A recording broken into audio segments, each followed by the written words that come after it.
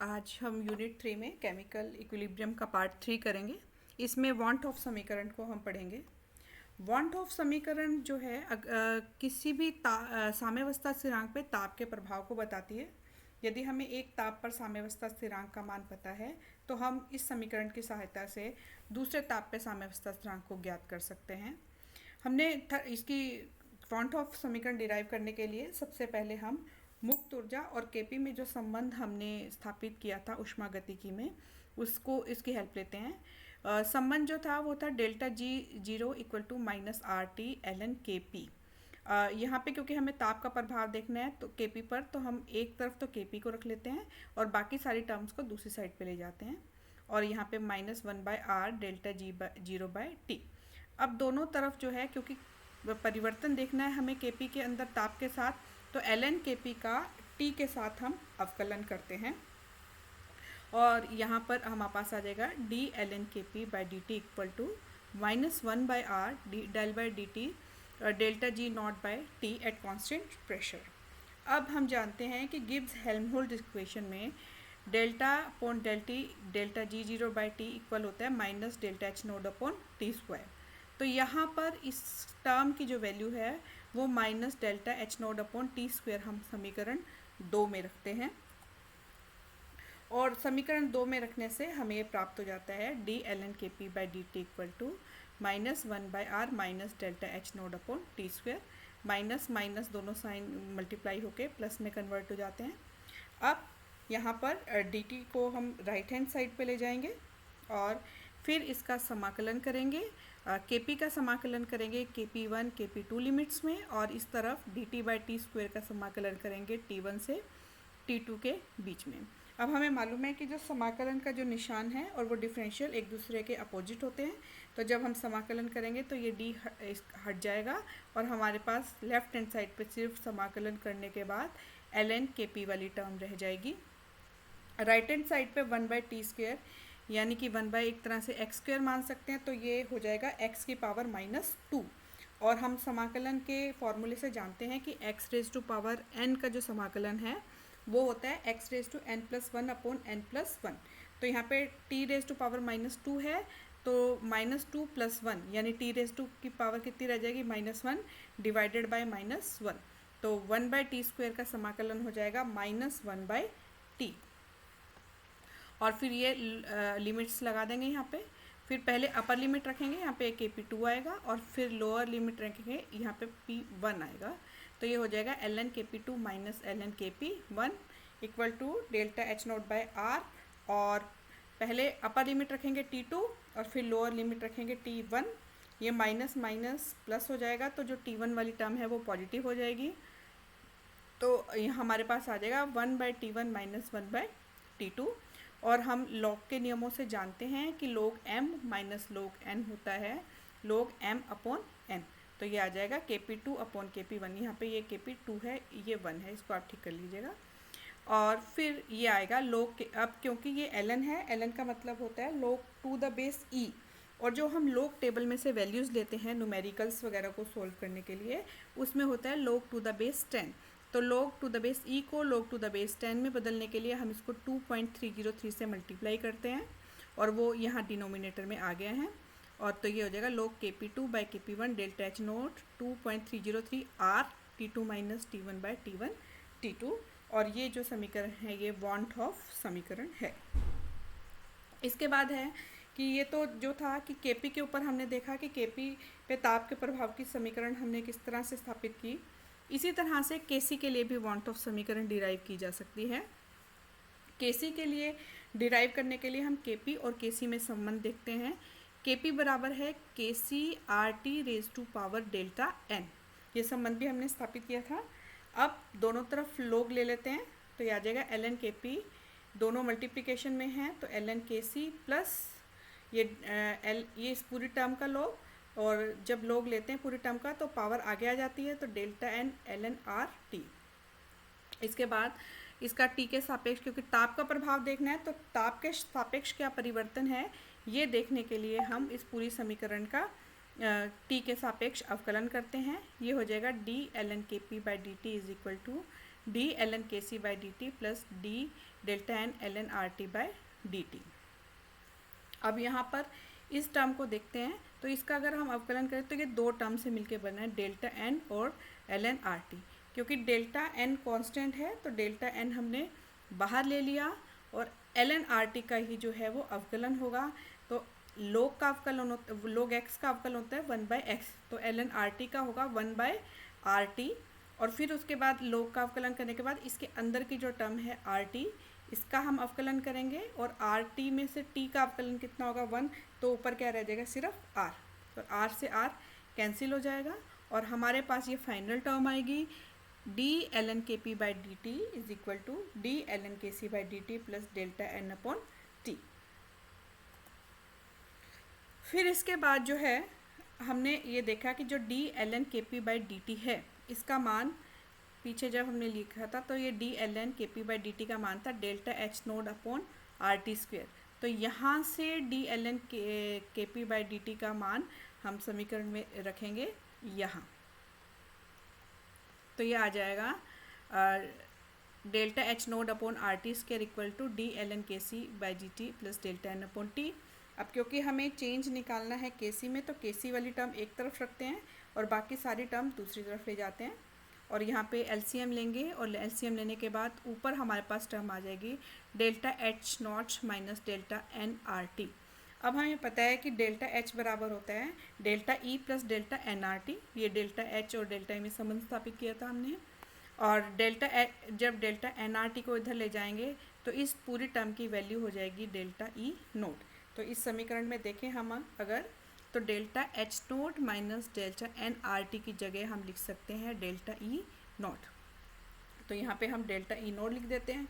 फिर इसके बाद इसे सॉल्व करने के लिए फिर वही सारे स्टेप्स फॉलो करेंगे जो हमने पहले किए थे कि डी टी को हम राइट हैंड साइड पे लेके जाएंगे, फिर लेफ़्ट हैंड साइड का जो है समाकलन करेंगे के सी 1 से के सी 2 लिमिट्स में, और राइट हैंड साइड का समाकलन करेंगे हम T1 से लेके T2 लिमिट के बीच में। तो यहाँ पर इसका समाकलन करने के बाद आएगा हमारे पास log KC2 बाई KC1 और यहाँ पे आएगा 1/T1 माइनस 1/T2। तो इस तरह से KC1 और KC2 के अंदर जो है ये समीकरण हमें प्राप्त हो गई।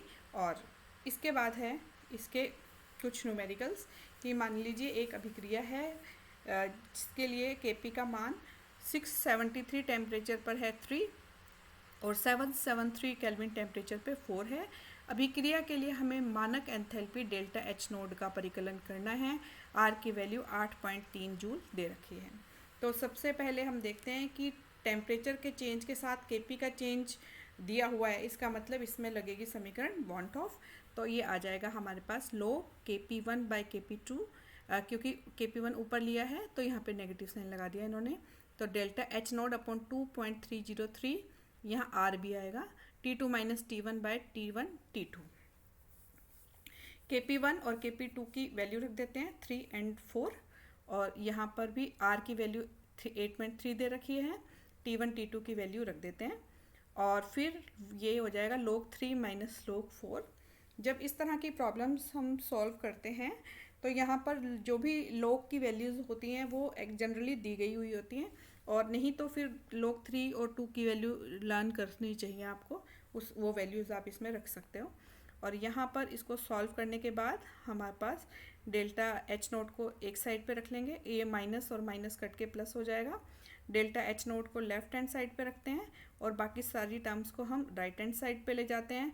तो हमारे पास डेल्टा एच नोट की वैल्यू आती है 12450 जूल्स, और अगर हम इसको किलो जूल्स में चेंज करते हैं तो ये आ जाएगा 12.45 किलो जूल। यहाँ पे हमें आर का मान जूल में दिया था, इसलिए ऊष्मा का जो मान है वो भी जूल में आया है। अगर आर की वैल्यू कैलोरी में देते तो हमारे पास यहाँ पर डेल्टा एच का मान भी जो है कैलोरी में आता। तो ये इस बात पे डिपेंड करेगा ऊष्मा का जो फाइनल जो यूनिट है कि हमें आर का मान जूल में दिया है, कैलोरी में दिया है या फिर किलो कैलोरी में दिया है, उसी के हिसाब से हमारे पास डेल्टा एच का मान आ जाएगा। क्योंकि बाकी सारी टर्म्स तो क्या है, रेशो होने की वजह से इनके कोई यूनिट नहीं है। डेल्टा एच का जो यूनिट है वो केवल आर के ऊपर डिपेंड करता है। इसके बाद है वांट ऑफ समीकरण के अनुप्रयोग। वांट ऑफ समीकरण के अनुप्रयोग में सबसे पहला अनुप्रयोग है एंथैल्पी की गणना। तो अगर हम इसकी समीकरण देखें तो समीकरण है ln kp equal to minus delta H note 2.303 r into 1/t plus ये c कांस्टेंट है। ये रेखा में अगर हम इसमें देखें तो यहाँ पे भी इसकी पावर 1 है और 1/t की भी पावर 1 है, तो ये एक सरल रेखा को रिप्रेजेंट करती है। ये ln kp को अगर हम yx पे लें और 1/t को xx पे लें, ये देखिए तो यहाँ पे हम एक ग्राफ खींचते हैं 1/2 और log kp के बीच में ये सरल रेखा आती है और इसका जो स्लोप है वो होगा 1/t का गुणांक यानी कि minus delta H naught upon 2.303 R, ये इसका स्लोप है। यहाँ से हम देखते हैं कि अगर ये जो ग्राफ है इसका स्लोप अगर नेगेटिव आता है, अगर इस तरह की रेखा आती है तो ये जो स्लोप की वैल्यू है वो कैसी है, नेगेटिव, जो हमें ग्राफ से मिलती है। ग्राफ होता है ये रेखा जो इस एक्स एक्सिस के साथ कोण बनाएगी, वो कोण मेज़र कर लेंगे और उसका टैन लेंगे तो वो इस सरल रेखा का स्लोप होगा। तो जब हम इस ग्राफ से स्लोप निकालेंगे, क्योंकि ये एंगल जो है इसका एक्स एक्सिस से 90 डिग्री से ज़्यादा है, तो 90 डिग्री से ज़्यादा होने पे टैन की वैल्यू नेगेटिव आती है। इसका मतलब इस तरह की रेखा का स्लोप कैसा होगा, नेगेटिव होगा।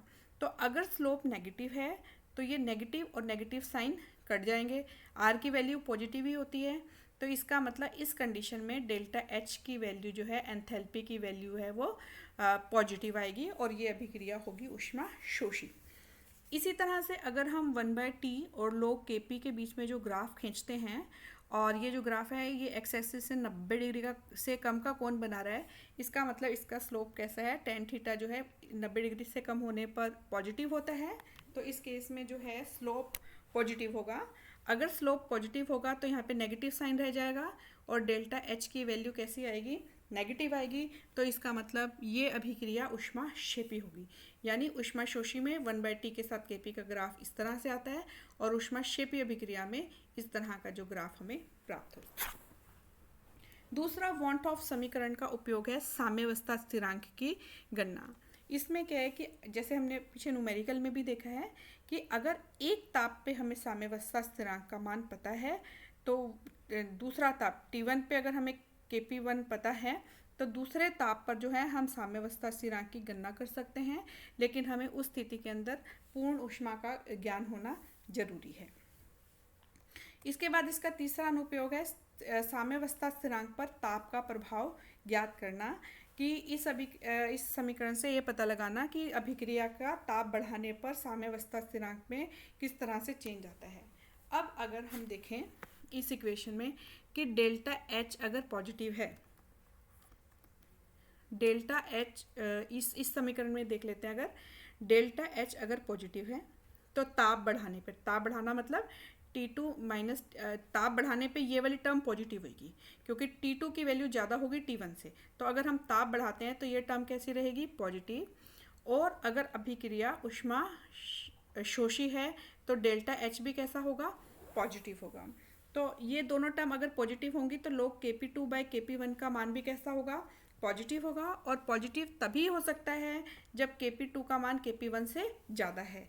इसका मतलब अगर कोई अभिक्रिया जिसके अंदर डेल्टा एच का मान पॉजिटिव आता है तो उस अभिक्रिया का ताप बढ़ाने से उसके साम्यावस्था स्थिरांक का मान बढ़ता है। साम्यावस्था स्थिरांक होता है प्रोडक्ट ओवर रिएक्टेंस, यानी कि प्रोडक्ट का मान क्या है, बढ़ता है। तो अगर हमें साम्यावस्था ऊष्माशोषी अभिक्रिया में साम्यावस्था स्थिरांक का मान बढ़ाना है यानी प्रोडक्ट ज़्यादा लेने हैं, तो उस कंडीशन में हमें ताप बढ़ाना पड़ेगा। और यदि ऊष्माक्षेपी अभिक्रिया है, ऊष्माक्षेपी अभिक्रिया में डेल्टा एच नेगेटिव होगा, तो यहाँ पर हम देखेंगे कि ऊष्माक्षेपी अभिक्रिया में ये टर्म तो पॉजिटिव आएगी क्योंकि हम बढ़े हुए ताप का प्रभाव देख रहे हैं, तो लेकिन डेल्टा एच कैसा आएगा, नेगेटिव ऊष्माक्षेपी में, क्योंकि ऊष्मा वो जो है रिलीज करती है अपने सिस्टम में से ऊष्मा निकलती है, तो पूर्ण ऊष्मा का मान नेगेटिव होता है। तो अगर डेल्टा एच नेगेटिव उसी कंडीशन में होगा जब kp2 का मान कम होगा और kp1 का मान ज़्यादा होगा। तो kp2 का मान कम होने का मतलब टेम्परेचर बढ़ाने पर साम्यावस्था स्थिरांक कम तभी होगा जब प्रोडक्ट्स का मान जो है रिएक्टेंट के कंपैरिजन में कम होगा, यानी ऊष्माक्षेपी अभिक्रिया में ताप बढ़ाने पे जो अभिक्रिया है उसकी यील्ड कम होती है। तो इस तरह से वॉन्ट हॉफ समीकरण की सहायता से हम साम्यावस्था स्थिरांक पे ताप का प्रभाव भी देख सकते हैं। अब हम ये देखेंगे कि इस वाले चैप्टर, इस टॉपिक पे कौन कौन से क्वेश्चन आ सकते हैं। सबसे पहले 1 नंबर वाला क्वेश्चन आ सकता है, वांट ऑफ समीकरण लिखिए। तो सिंपली जो इसका लास्ट में हमने निकाला था ये स्टेटमेंट, ये वैल्यू आपको लिखनी है। दूसरा ये आ सकता है कि वांट ऑफ समीकरण को डिराइव करिए, या ऐसा आ सकता है कि के लो के पी बाई, ये पूरा एक्सप्रेशन देके कहा जा सकता है कि ये वांट ऑफ समीकरण के लिए ये इस एक्सप्रेशन को डिराइव किए। या फिर ये प्रश्न आ सकता है कि लोग इस ये पूरा जो एक्सप्रेशन लिख के ये पूछा जा सकता है आपको कि इस वाले पूरे एक्सप्रेशन की व्युत्पन्न कीजिए। न्यूमेरिकल प्रॉब्लम पूछी जा सकती है इसी तरह से आपके पास। और एक प्रश्न ये आ सकता है कि वांट ऑफ समीकरण लिखिए और उसकी जो है भौतिक सार्थकता देते हुए वांट ऑफ समीकरण के अनुप्रयोग लिखिए। तो ये जो है 3 अनुप्रयोग इसके जो है इसके अंदर आप लिख सकते हो।